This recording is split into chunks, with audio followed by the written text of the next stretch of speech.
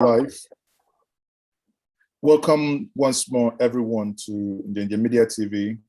As you all know, I am still your host, and my name is Mazi Ezoke. Now, this evening, I have a very important guest in our midst, in the person of Professor Uzodimma Nwala, the president of ALAIGBO Development Foundation. Professor, good evening. How are you? I'm all right, sir. Now, this evening, Prof, we will be talking about the ban on the open grazing by the southern governors. In discussing that, we will look more into the lack of public engagement, quote unquote. Now, and that will get us to a point where we'll begin to ask this question regarding the deadline they've given when all the states in the southern, the 17 states in southern Nigeria would have to have implemented their own anti-open grazing law. And that will leave us with that question: is this 1st of September deadline, which is less than a month now, is this still visible? Is this still tenable and possible? But again, to start the conversation this evening, Prof, I would say, what's your view on the ban on open grazing within the southern Nigeria? Thank you very much. I will start by saying that before there was popular clamor for banning open grazing in any states in the south, the ALAIGBO Development Foundation, and the president, had initiated a campaign against anti-open grazing as far back as 2016. We had gone as far as drafting a bill against open grazing and sent that bill to the House of Assembly of the 7 Igbo-speaking states. That I mean Abia, Ebonyi, Enugu, Anambra, Imo, Delta, Rivers.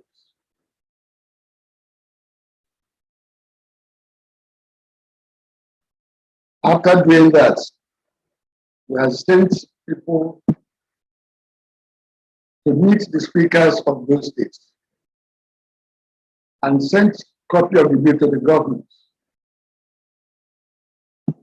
I think within that year or the year after, was only Abia State that passed the anti-open grazing bill.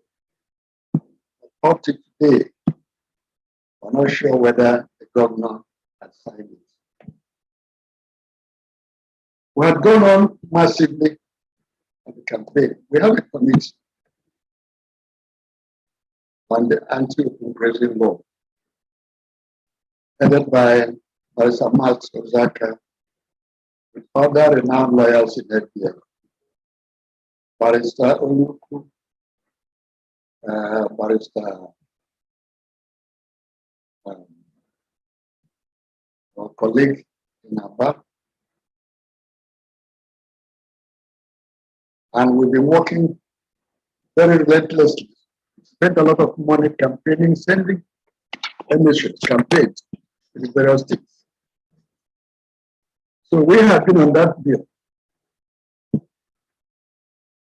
We had also set up a committed body, a platform we call the Anti-Open Grazing Platform. It has been campaigning, mobilizing our people both on and abroad, that campaign. I'm aware that at some point, either early this year, last year, the governors of the Southeast had come to say they were banning open grazing. But up to today, We have not seen any effective law. We have not seen any attempt to enforce that declaration. It still remains a declaration. We are also aware that, in fact, there is an anti-open grazing law in Imo State, passed during the time of Uzodimma in Imo State by the Imo House of Assembly. That law has remained on paper ever since then. Frankly speaking, because of our frustration, we've started looking beyond the governors and the State House of Assembly to see whether there's a basis to enable our people on their own, the various communities, the farm unions and traditional rulers, to vigorously enforce an anti-open grazing rule in their communities. We have, along that line, tried to articulate, in fact, what is the case before one can refer to state laws. We know there is customary law against open grazing. I know that in my area, Imo State, animals like goats, cow, cattle, sheep are not allowed to roam around the place because we are essential and agricultural community. Not allowed. Women enforce it, youths enforce it. That is there before one can refer to any state law or federal law. However, in recent times, I think in the last 4 weeks or so, we are aware that the emir of Muri, Taraba State, had in fact banned open grazing on the basis of powers they believe belongs to the Emirates. In fact, I commented on it when I read it. I said, there we go. His powers are commensurate with the powers of our traditional rulers and our town unions. And on the basis of customary law, for us, we believe that customary law is more fundamental than state laws.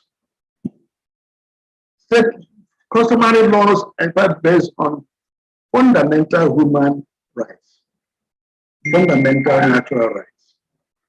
State laws only come to validate or give legal backing, enforceable backing to such laws. The ban on open grazing need not depend on laws passed by states. The communities have a right, by the principle of natural law, to enforce anti-open grazing rule in their communities. That is in fact our position at the moment. That's in fact the position ADF is now canvassing. Now, thank you very much.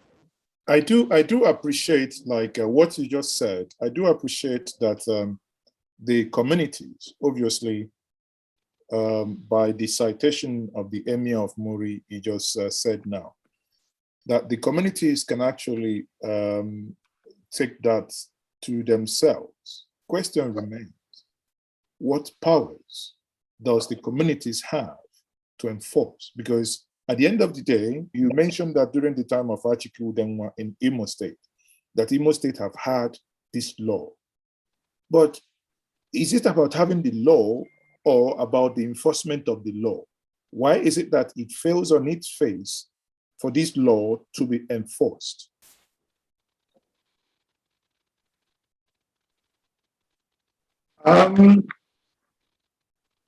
Well, I'm sure you are aware of the political environment in Nigeria generally. You're aware of that.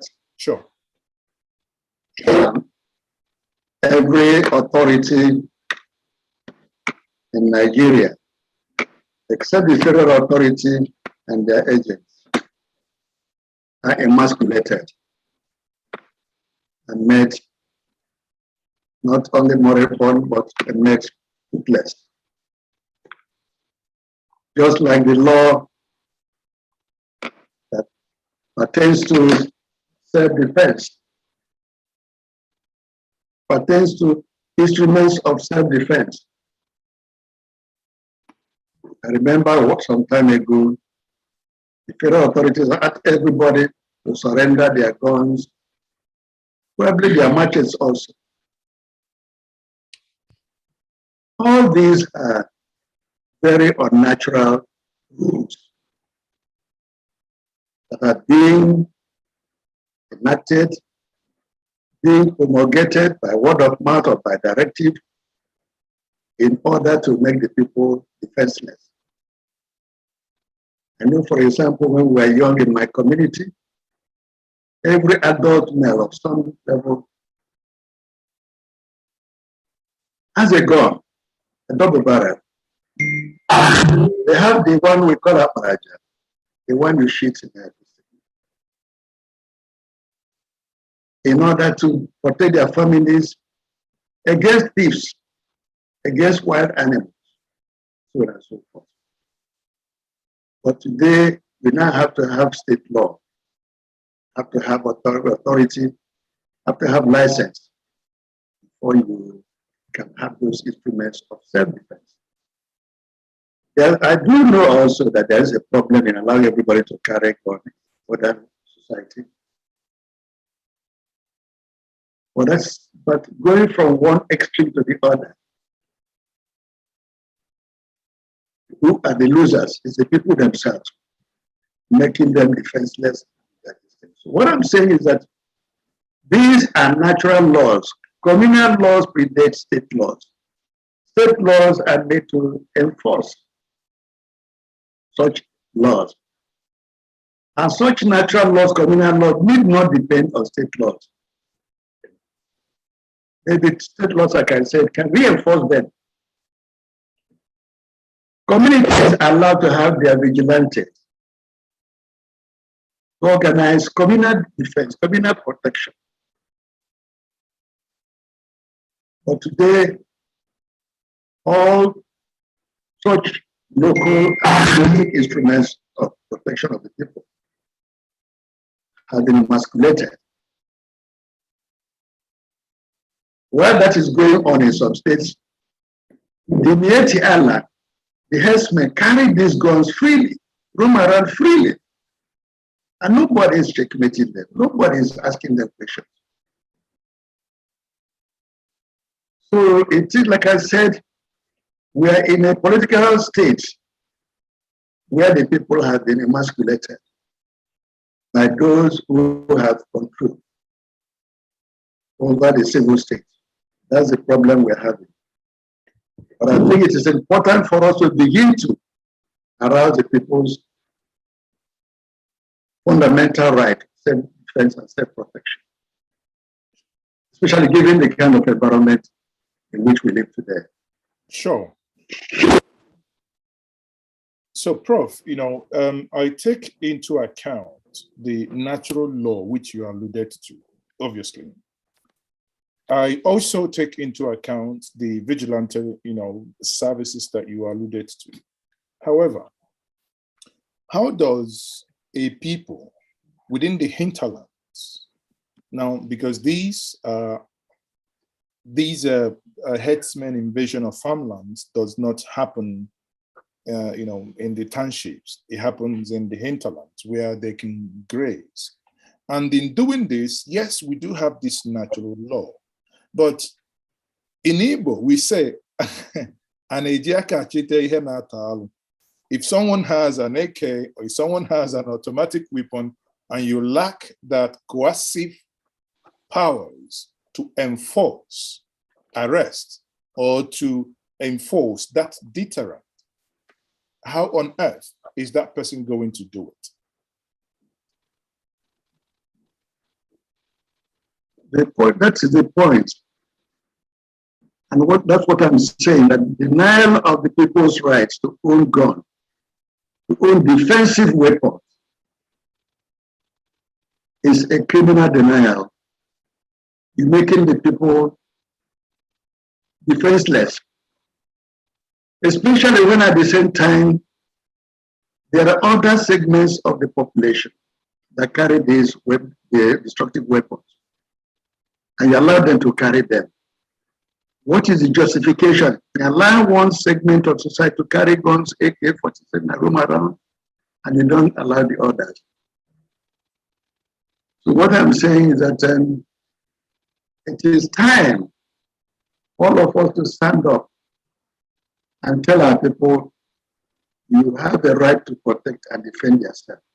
You have a right to own defensive weapons. If they ask you to surrender them, don't surrender them. No. If there's rule of law, in the sense that the state laws, federal laws are applied equitably all over the place, then we can talk of justice in the promulgation, application of law. But when there are no such equity, and the people cannot leave themselves defenseless. So that's the point I'm making. And that is where I think all of us should stand up against the state, where this present government of the day. And the people have a right to own defensive weapons. I use the word defensive weapon. Now, Prof, you somewhat also alluded to the fact not to be in favor of allowing everybody to own guns. So isn't the issue now, or rather, is the issue not that certain people own this weapon and others? Because in a scenario, creating a scenario where everybody owns weapon, obviously, it's going to be total anarchy. You know, we never know mental state of people and what people might begin to do, of ideas they will come to and start using their weapons. However, isn't, the clear issue here is that a tiny segment, a very microscopic few, is being allowed to own these automatic weapons and use them to oppress the larger population. Isn't that the core issue here? Well, let me also recall when I refer to the traditional setting, that not everybody allowed to carry these guns. You must reach a certain age before the community will accept that you have a right to carry these guns. You must also be of a certain mental state before they allow you. They don't allow little ones, people under maybe 18 to carry guns. They don't. You must reach that age. And because we had a more human society at the time, guided by the rule of law, everybody accepted that you can't use guns recklessly. You can't use these weapons recklessly. You must use them strictly in self-defense. If we are an organized human society, it is the duty of all of us, civil society, everybody, to help educate the people on the use of defensive weapons. But the point I'm making is when you come to a state, a country, where some people carry such dangerous weapons and others are not allowed to carry them, it is unacceptable. And we are saying that for those that are denied the right, they have that right. They have that natural right to self-defense, self-protection. Self-preservation is the first principle of the law of nature. So we should not accept it. That's what everybody, wherever you are, the only way to stand up against this government and the Fulani people is to insist that all of us must have defensive weapons to protect us, protect our farms, protect our crops, protect our women. Now, obviously, if I come back to the initial discourse here, where we now have the Southern governors, 17 of them met twice, and it has caused so much uproar from their Northern counterpart as to why they are meeting and why taking decision, that this decision is anti-Fulani, some of them have said, and some have said that it is anti-North. Do you think that in the year 2021, that it makes any sense whatsoever to still be discussing cows moving on the street?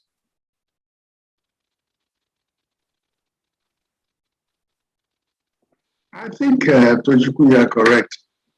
I think you are correct. You see, it seems to me that we in the South have a problem.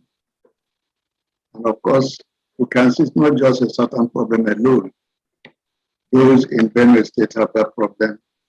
In Taraba State and other places have that problem. That problem is that we are being made to obey laws that are somewhat oppressive, laws that disarm us, while others are allowed to be armed. We have a duty to ourselves, to our children, to our families, to stand firm. See, we cannot continue moving around. We can't protect our crops. We can't protect our women. We can't protect our daughters. No. There must be a point where we say no.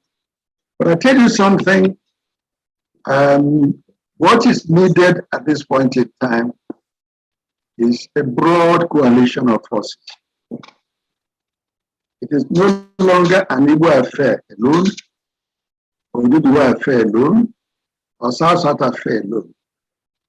If all these communities come together and insist that they have a right to self-defense, that if anybody is allowed to carry gun, all of them must carry gun for defensive purposes. If we do that, see, I remember that sometime 1994, 95, during the Abacha Constitutional Conference.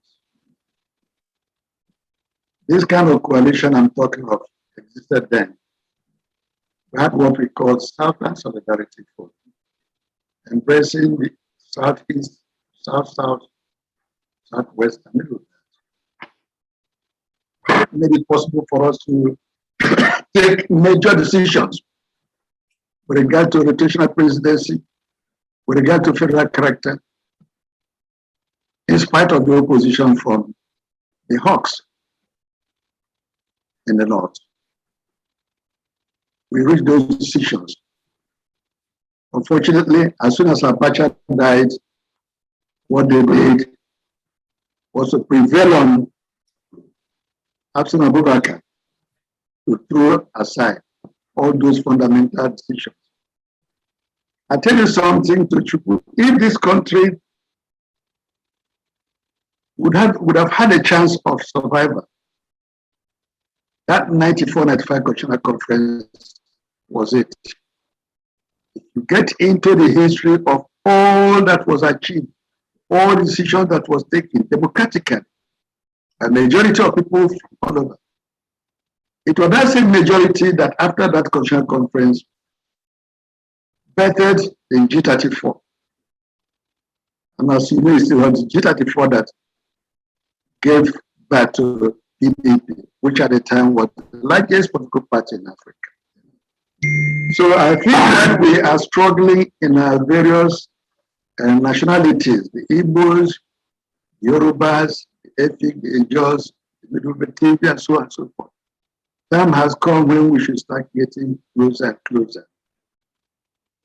Even the issue of the self-determination can be more easily and more readily sorted out through that kind of coalition of forces.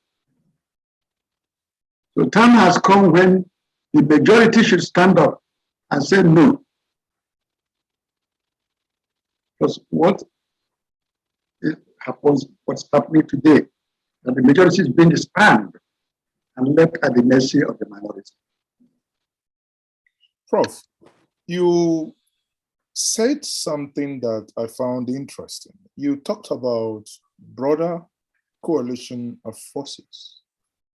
If I come back to, and I want to juxtapose that statement to the 17 governors of the southern Nigeria, that means, isn't that a broader coalition? And to this, to piggyback on that is the question then thereof, must we keep talking about the governors? The governors don't make laws. Is it that we are actually within the South, within this broader coalition, not actually holding those that we ought to hold accountable? Because you started by talking about the efforts you made within ALAIGBO Development Foundation in terms of getting, this to get somewhere. But in all these things, are we not approaching it wrongly? Rather than go straight to the assemblies that are meant to make the laws, it appears the executives is what is driving it. Don't we have the wrong driver driving this process?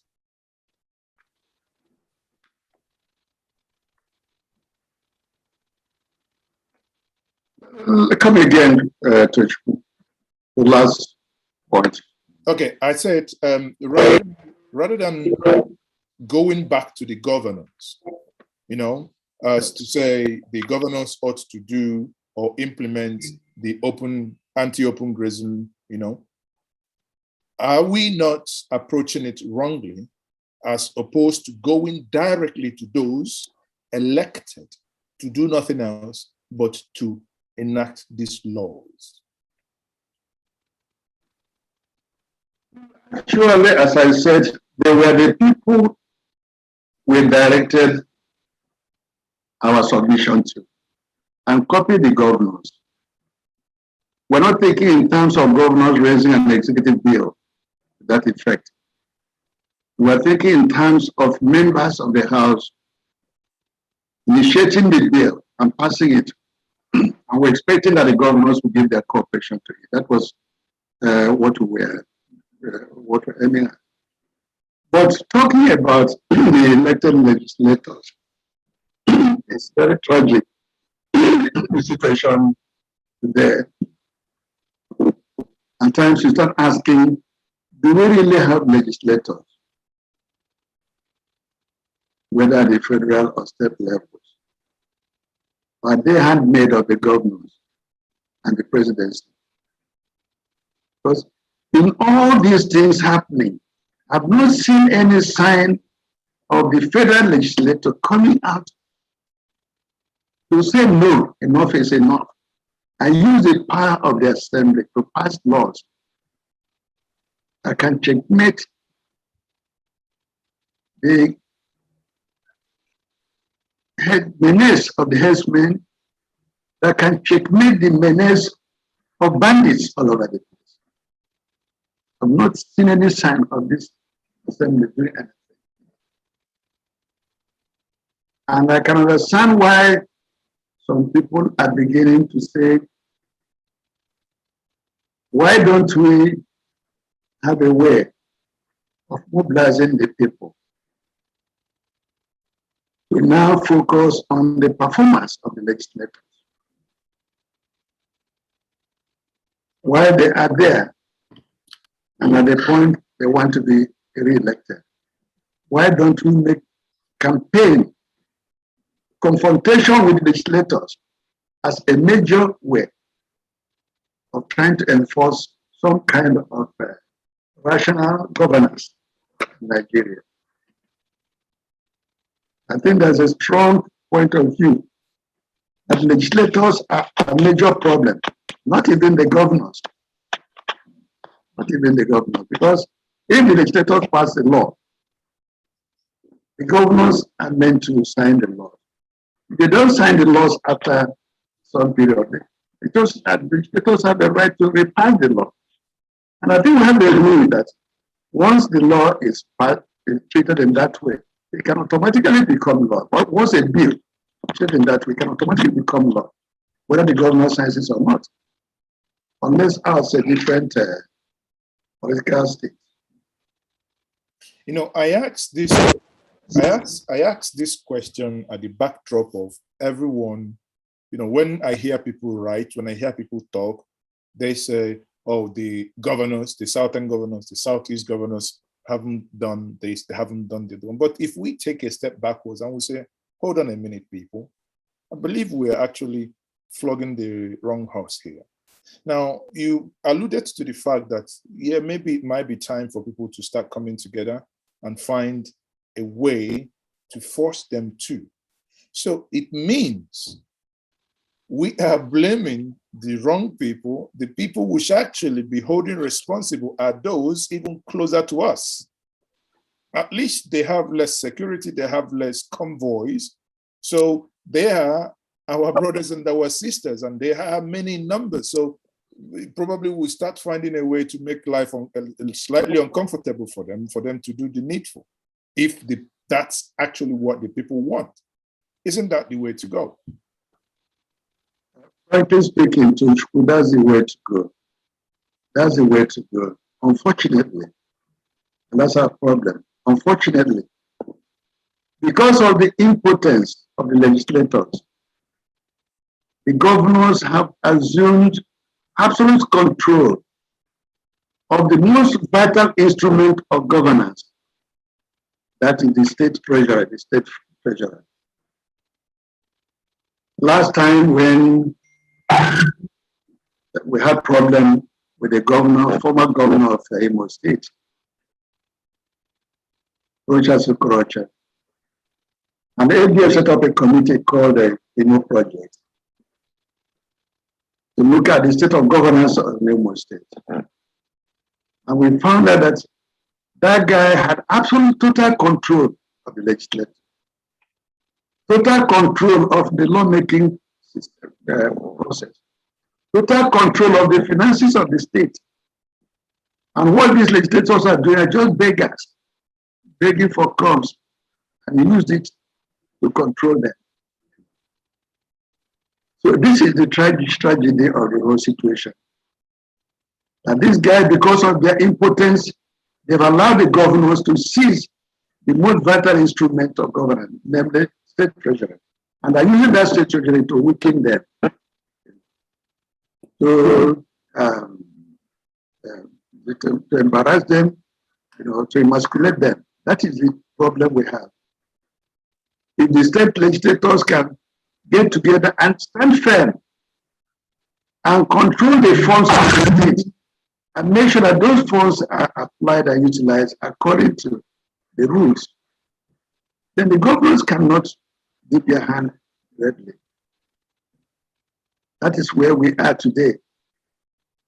So I tell you something, if we're thinking of a clean sweep in our society today, both the legislators and the governors are people we must put in the dock, are people we must find a way to exercise our own ultimate power over them, which I think is a power during election. But unfortunately, because of the poverty in the state, they also use the same instruments to control the people, to manipulate the people. So I agree with you, Chukwu, that it is high time we begin to give attention to the role, the place, and performance of the legislators. That will help us to begin to have some rational performance from the governors. Because, I mean, I cannot recall a single state in the news that's, where I would wish to read. State A, we have passed this anti-open grazing bill. Our governor have refused to sign it into law. I mean, wouldn't that be glad? Wouldn't that gladden people's hearts to he read something like that? So definitely. definitely. So if we know this, if we, with this information, before we conclude, I would then ask this question. Why is it then, or rather, I'll put it this way. Do you then think that the 1st of September deadline, when all these 70 states in the southern Nigeria would have passed this law, do you think that date is still visible? I think if that would do what? Do you think that the 1st of September date that, yes. All the states within southern Nigeria must have, I mean, that's what the Southern Governors Forum under Akeredolu said, that by the 1st of September, they would have, every state in southern Nigeria would have passed this anti-open grazing law. Do you think that that first is still visible? Well, we are very familiar with such promises from the governors, very familiar. But let's ask if there's a way we can hold them on their word. There's a way we can hold them on their word. I've become a skeptic when it comes to taking the words of the governors or even the legislators. I've become a skeptic. But then it is our duty also to stand firm and keep pressurizing them. You see, what these chaps are doing, let's take, for example, I'm sorry to stray off, some of our young men in various self-determination organizations, always in the streets abroad and so on and so forth. If they can exercise that power domestically, go to the State House Assembly to block the place and say, until you pass this law, we will not leave the place. If the women can do the same thing, even on their own, a little bit of what their ancestors did against the colonialists. If the youth can do the same thing, instead of engaging in all forms of anarchism, perhaps that is one way we should be directing the energy of our women, of our voters, of our men, of our youth, to see whether they can stand up and compel these legislators, these governors, to do the right thing. I tell you, September may come and go. Some states may be able to do something, but I have my doubts when it comes to our own zone, the Southern state. I have my doubts. As I said, time has come where the people should seek accountability, try to enforce accountability.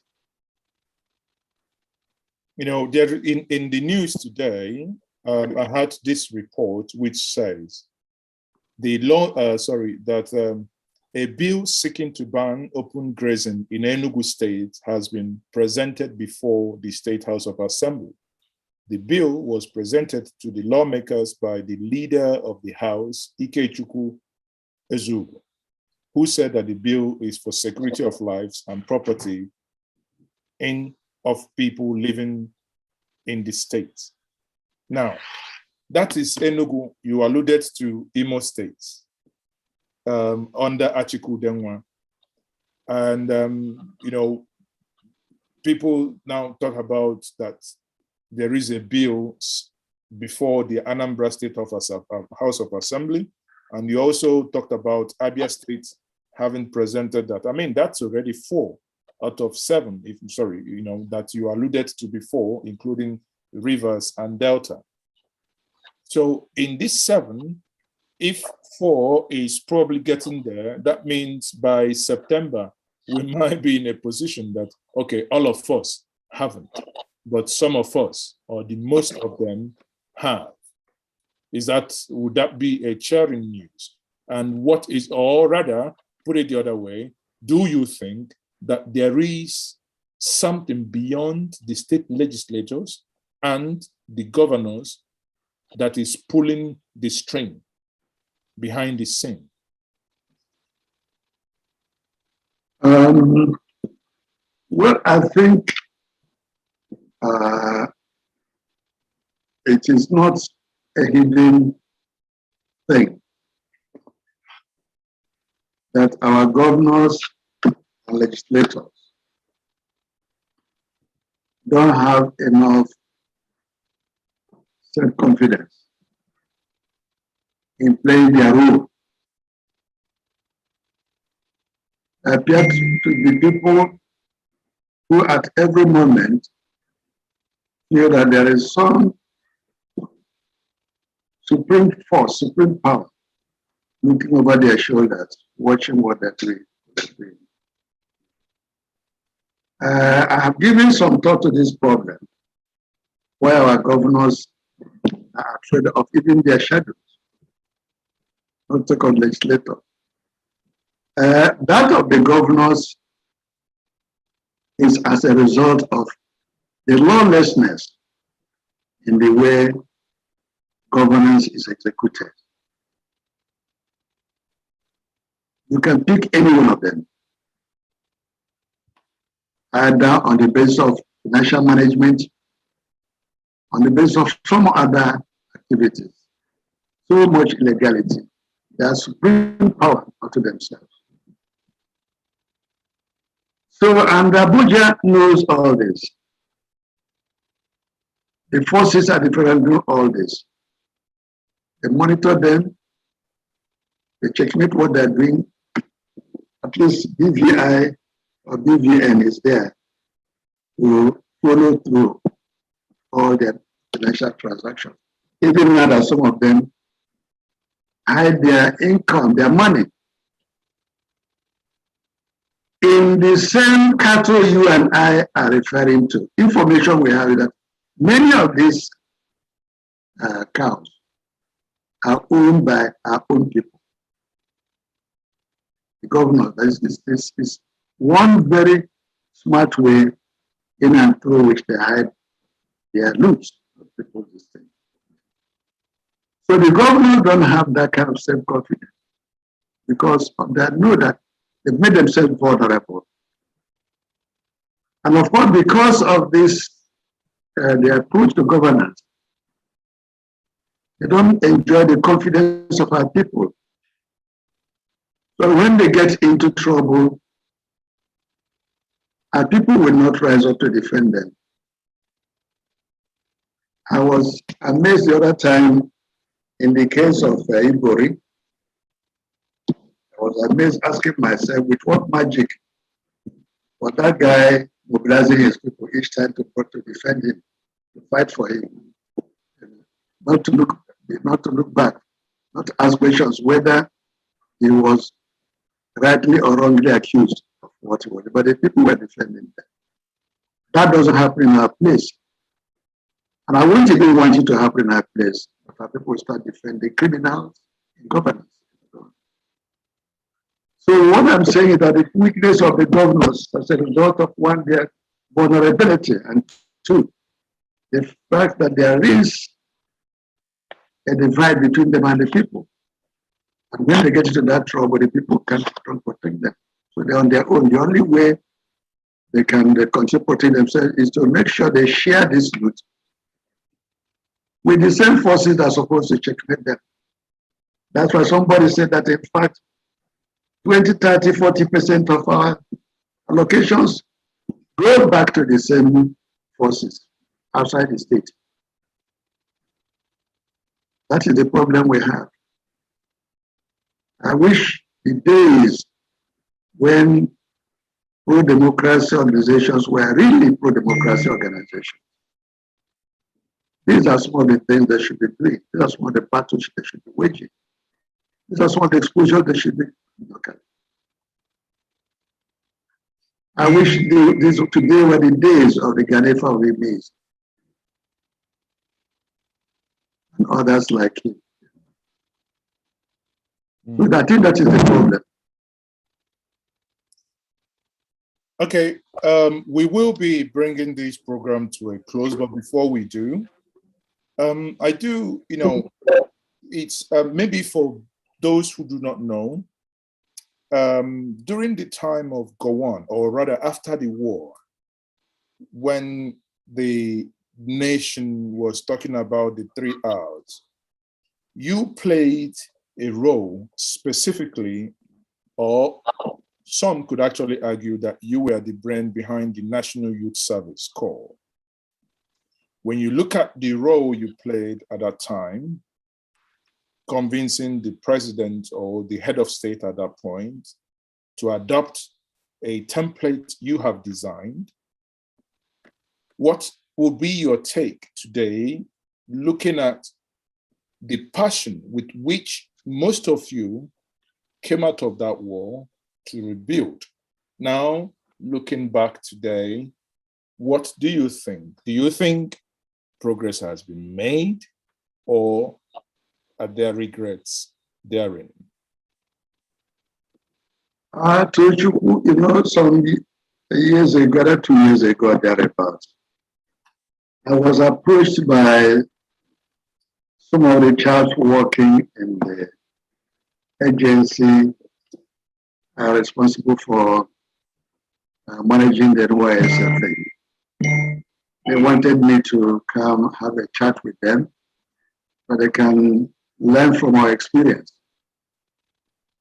Way back in the 80s, I used to be invited by a number of people organizing the Youth Service Corps during the camping and so on and so forth. I used to be invited to come and give some talk to them and so on and so forth. Yeah. You see, when we started that program, we visualized it as an important instrument of national integration. We just came out from the war. We were active during the war. I was very active during the war. We just came back a week after the war in Enugu, and I know where we were feeding. Indian circles, during around there where they used to go, take a piece of paper or clean broken pots to take either rice or beans, as the case may be. And later on, we moved to we moved to Graham Douglas. I mean, not Graham Douglas. We moved to Patrick Graham, the chairman of this thing, and told him we could help. From Enugu campus, everybody coming joined us, and we started setting up structures all through the 34 divisions. And as that was going on, we're doing it under the aegis of the first 3 elements of the 3 arrows: reconstruction and rehabilitation. But then, what about reconciliation? The idea came to us that the best way we should start trying to bring people together was to start with the youth. And we thought that time, it was the heat days of long vacation. Our initial thought then was that during long vacation, government should recruit the students and send them to different parts of the country, so on and so forth. We conceived put our thoughts on paper, a memo, which ASICA and SG Group approved, went to Lagos, presented it to Gowon and so on and so forth. He appreciated it, sending ASICA government £75,000. And they set up a committee that eventually recommended NYSC in the form in which we have it today. Now, there was a debate some time ago about scrapping the NYSC because it has been bastardized. The most regrettable and painful aspect is what is happening to the girls who are posted into the north and so on. They are being forced to change their religion. They are being forced to marry. It's a very painful thing. We had an original program for NYSC. It was not an office work. It was to work with the people. The women, females, then we work with the women. Engage them. Those of them work in the maternities, work in crafts making. The boys will also get so many, including adult education program, including language program, and so on and so forth. It was not supposed to go, we were not supposed to go to the office and so on and so forth. But along the line, that program has become bastardized. So I argued when there was a debate about scrapping. I said, no, what we should do is to try and see we can recover the original vision. And I offered to make some contribution, but along the line, they lost contact with me. So the NYSA had a noble vision, it was based on a noble vision. And I wish they could allow some of the original mind that's conceived it to be, come close and give advice.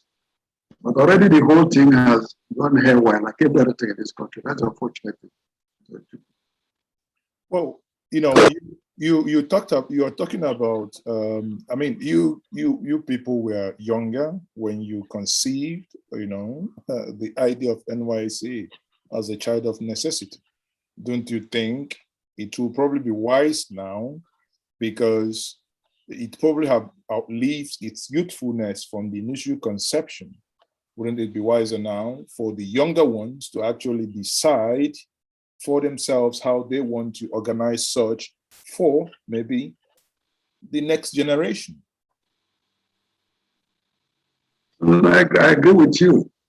I agree with you. You see, the problem we have today is there's a state of anarchy going through on the land. There are so many ways I can describe this, but the most painful aspect is that certain elements, certain forces are hijacking the popular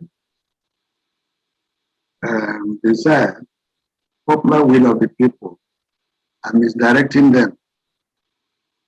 And this campaign against intellectuals in this country is a most devilish campaign, where the youths are being said that intellectuals are fools and nothing. There's no sense again of wisdom, of education. The youths are not prepared to listen to anybody again. In fact, I think it's gone into the religion. The churches are complaining. So something has to happen. Something has to happen. And this is why we in ALAIGBO Development Foundation have thought of some more practical way to engage the youth. And in engaging them in that practical way, it will be also an opportunity to begin to redirect their minds. But it has to be a revolutionary kind of process. It has to be done in a way it can become a kind of fluid movement. So we need to engage our youth aware. Would that be social media? Would that be government driven, or is that going to be people driven, or what do you think? People driven by the people, not government. Okay. Not government. As we started in ALAIGBO today, and we started this Akumula movement. Now, considering the situation in Nigeria, what's your view on the quest for a Nigerian president of Igbo extraction or Southeast extraction, as many have argued, vis-a-vis your view on the quest of self-determination has been championed by the younger generation? First of all, let me say this very frankly. Self-determination, as it's being canvassed in Nigeria today, whether in terms of an Uzodimma Republic, Biafra Republic, and Igbo Republic, it's not a 100-meter dash game. It's not something you can say by next year we can get Biafra freedom, or by next we can get Uzodimma freedom. It can even happen earlier than next year as things are going. There are fundamental ingredients if people are moving towards self-actualization, self-determination. there are basic ingredients. One of them is kind of cohesive, internal cohesion, very fundamental. There are certain basic ingredients. Having political social structure that cohesive, that people-oriented, people-based. That I keep telling my friends that our friends among the Yoruba are very much ahead of us in Igbo land. The situation where we have today, there is so much of a money flowing. You hardly see what I call Ebaka and Ebuche. What I mean by Ebaka is firepower, Ebuche is strategy. So we need to get into that. In other words, there are some of our chaps who say, no, canvassing for Igbo presidency will block the chances of self-determination. I don't fully agree with that. That process can also enhance the process of self-actualization of the Igbo nation. I am also one of the authors of the principle of the 6 geopolitical zones, the principle of Igbo presidency, federal character. All these were achievements of the Constitutional Conference under Abacha. And I see the problem. I felt the problem not only when Abacha died and the Northern Hawks tried to diminish that principle of rotational presidency. We have put it in the draft constitution we gave Abacha. And then we had also, in proposing rotational presidency at the time, because the South was seriously campaigning, asking for a chance. We said the rotation should be in a South-North alternation. And one of the 6 geopolitical zones which came out of the mandatory report and I submitted.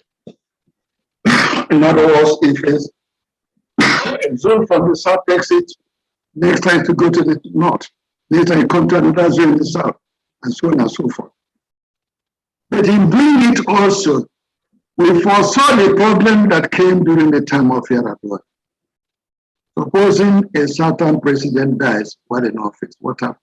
Supposing a Northern president dies in office, by the way, what we proposed then was one term of 6 years. Once it's a 6-year term only. So when we came to that problem, we said we should have 2 vice presidents. The first vice president will come from the zone, as the South-North zone, and produce the president. Second vice president will come from the other zone. Please take what happened in the time of Yar'Adua.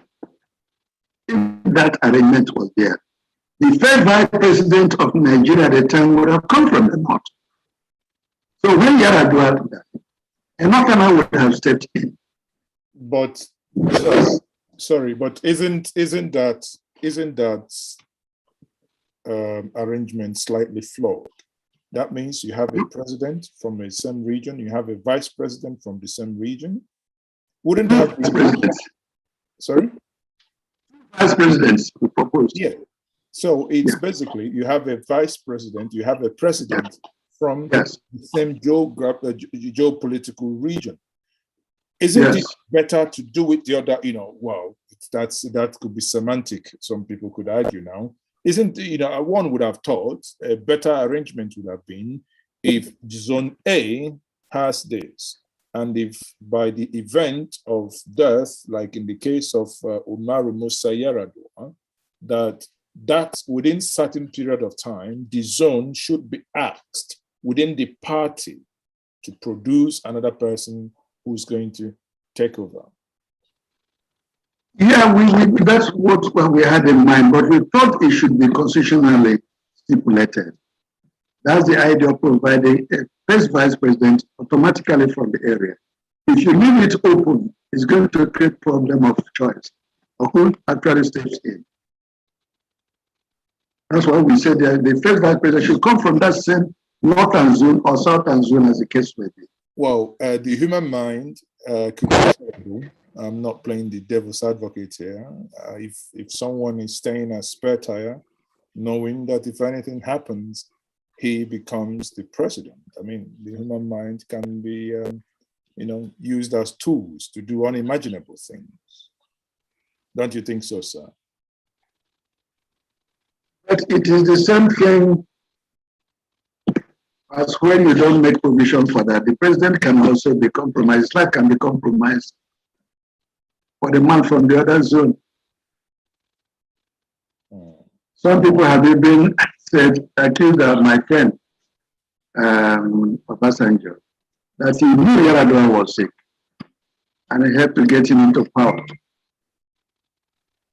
And when he died, he got another less experienced person to take over, hoping that he would control him. I think this is the root of our problem today. The root of our Jonathan is a very nice human being, but he lacks that knowledge and wisdom of statecraft because of experience, lack of experience. Well, if I come back to the question which weren't entirely addressed, is the quest for self-determination. Now, okay.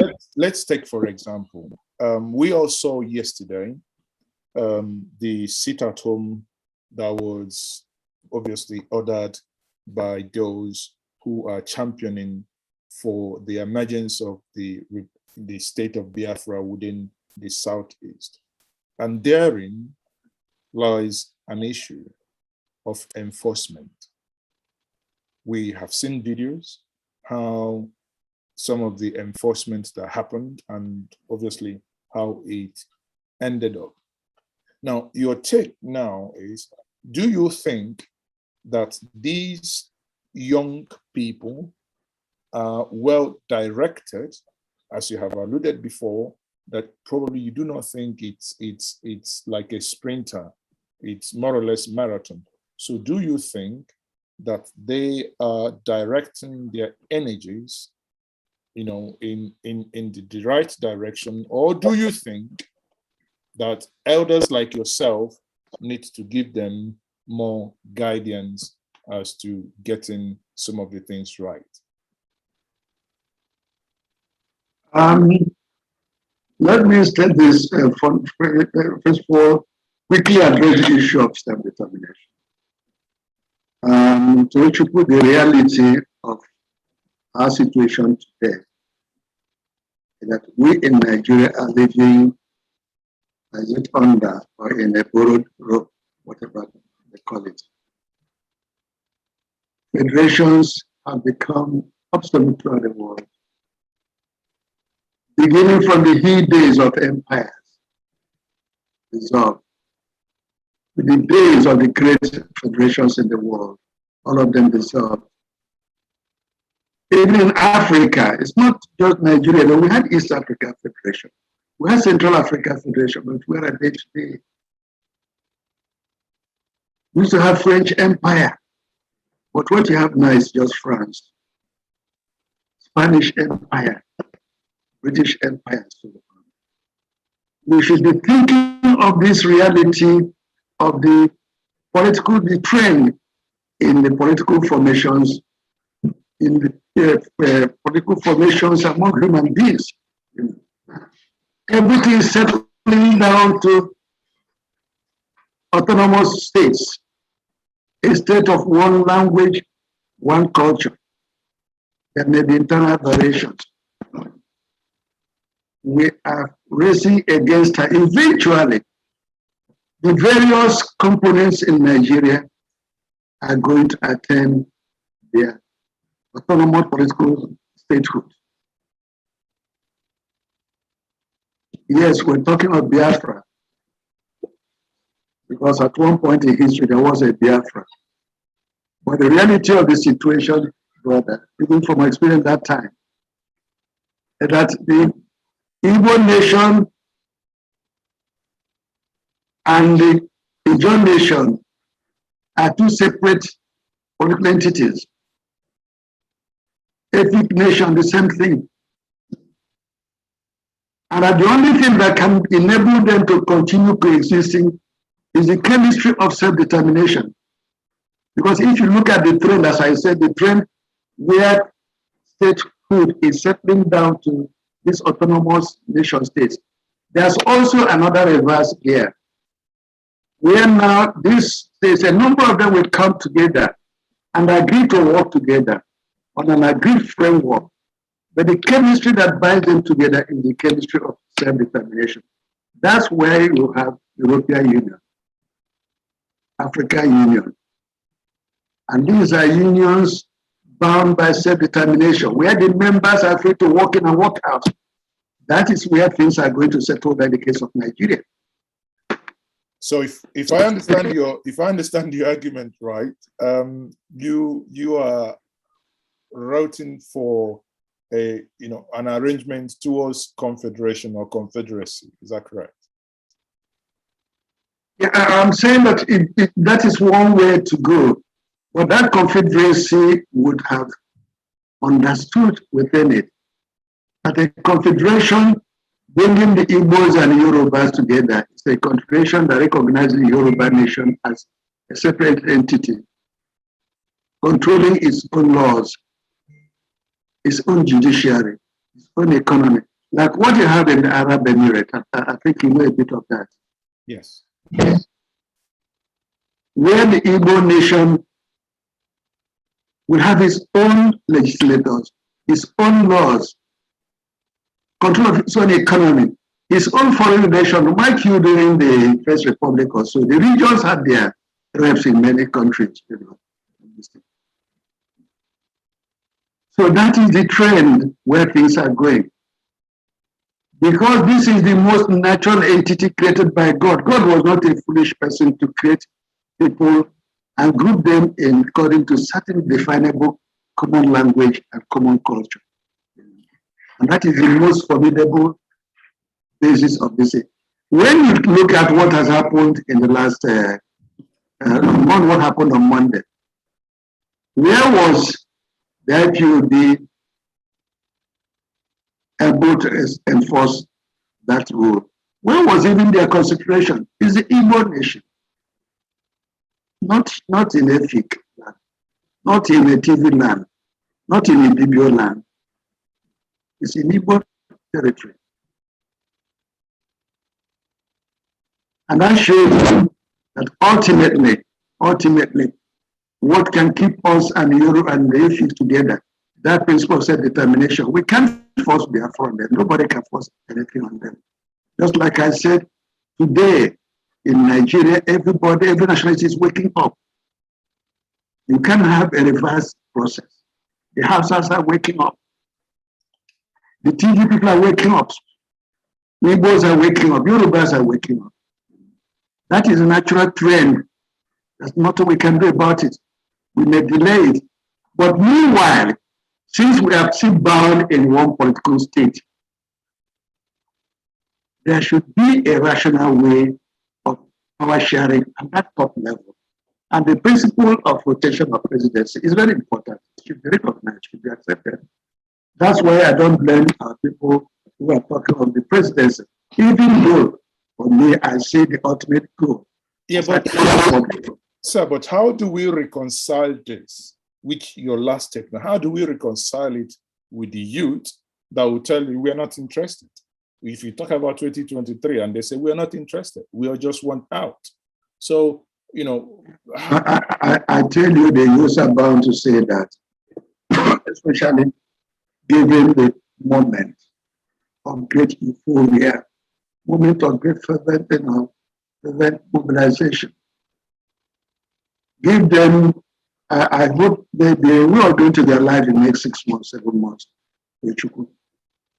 And we can, maybe we may have a repeat of this program, and then I'll ask you what is happening.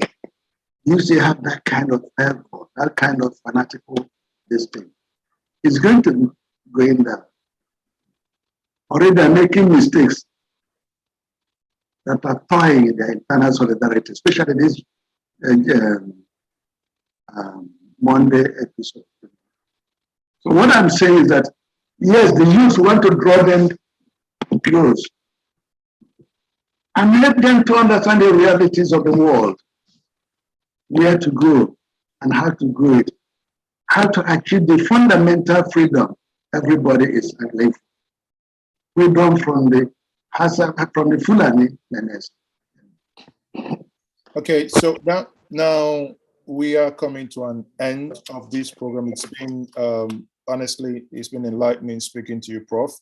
But before I let you go, one more last question. Finally, bearing the realities of what you know happening today, bearing in mind the agitation everywhere, Middle Belt, Southeast, South, in fact, everywhere, even the so-called North that many people thought was one before, we've seen the agitations coming from the Middle Belt as well. Bearing all these things in mind, if you meet President Buhari today, what will be your candid advice for him to do before he leaves office in less than 18 months? Well, my candid advice to Buhari is, first of all, to address the security situation, the anarchy that's raging in the land. I think the menace of the bandits, the herdsmen, can be caught. It can be checkmated.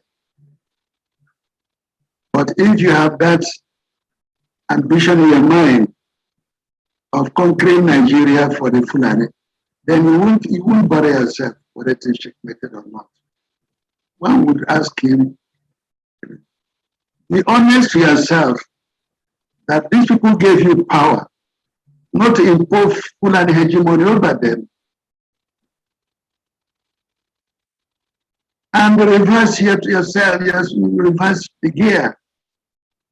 And let the people be, let the various nationalities be. The herdsmen can be checkmated. The banks can be checkmated if only there is political will. But when a president has his own agenda of bringing in the herdsmen, bringing in the Fulani from all over Africa to come and occupy Nigeria, then even if you talk to him the way we are trying to, we say we should talk to him, he will not listen. Well, that's a very fine place to anchor it. Once more, I have had the privilege to speak to Professor Uzodimma Nwala, the president of ALAIGBO Development Foundation. It has been my pleasure to have this conversation with you this evening.